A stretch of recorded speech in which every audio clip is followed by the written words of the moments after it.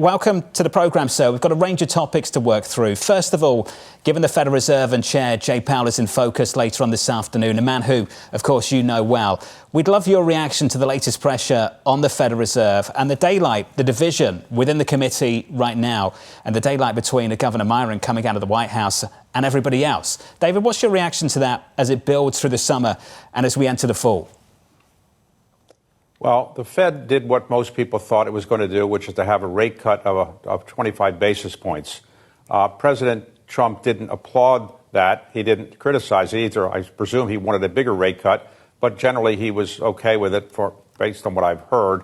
But I think he would like more rate cuts. Whether the Fed will do more, time will tell. Jay Powell likes to look at the data, and I think he got enough favorable attention for the 25 basis point rate cut, such that he's not under pressure immediately to go do another 25 right away. But I suspect when the Fed meets again, another 25 basis cut would probably be on the table. Whether it will happen or not, I don't know. Depends on who's on the Fed, of course. As you know, there is Supreme Court litigation about who's on the Fed right now, and we just don't know who's actually going to be on the rate-cutting committee when the next Fed meeting occurs. David, how closely are you tracking the replacement, the process to replace Fed Chair Jay Powell, and how credible do you think that process is?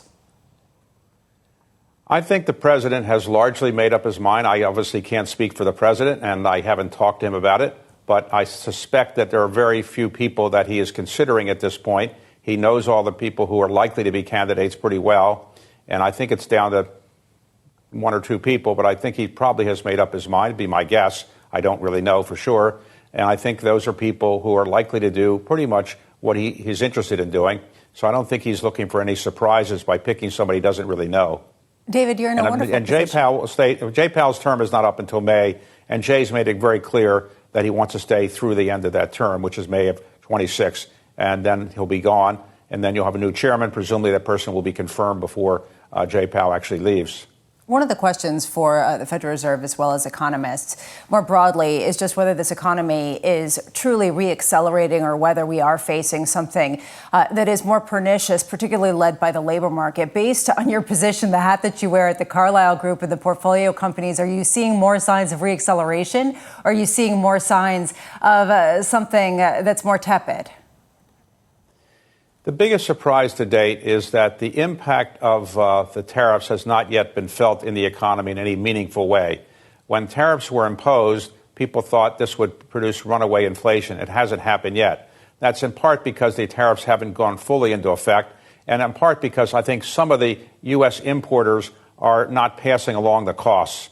But probably it will take us 6 months or maybe even a year before we know the true impact of the tariffs.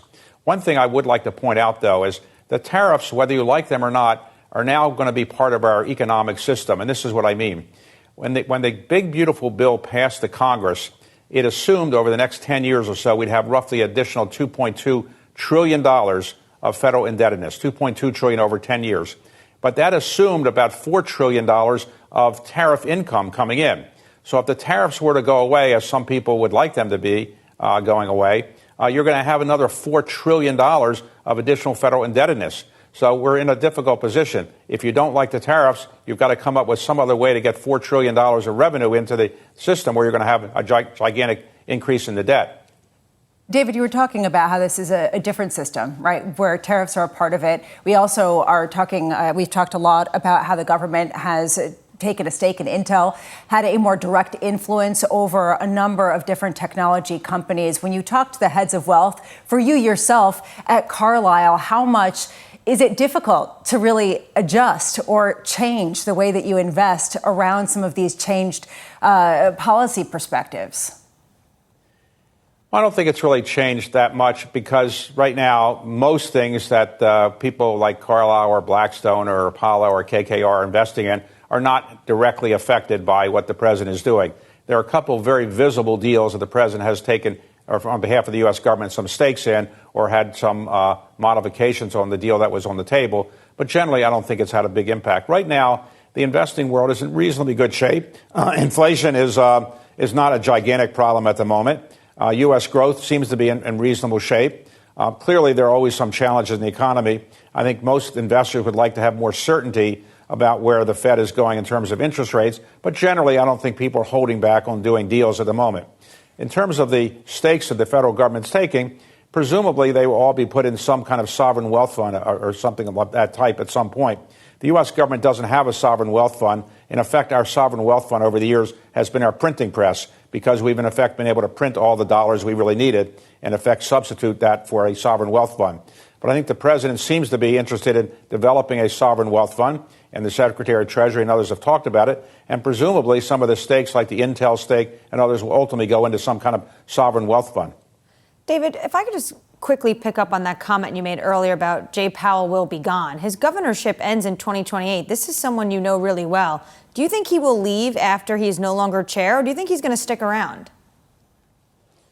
I don't want to speak for him, but my guess is that he will follow the pattern of every other chairman of the Federal Reserve, which is when their chairmanship is over, they depart from the Federal Reserve. Yes, he could theoretically stay longer, but once you've been the chairman of an organization for a long time, it's very difficult to stay around as a regular board member. So no, I believe, but I don't want to be making news about it, but I believe, based on everything I know, that he will step down as chair and step down as a board member when his term as chair is over.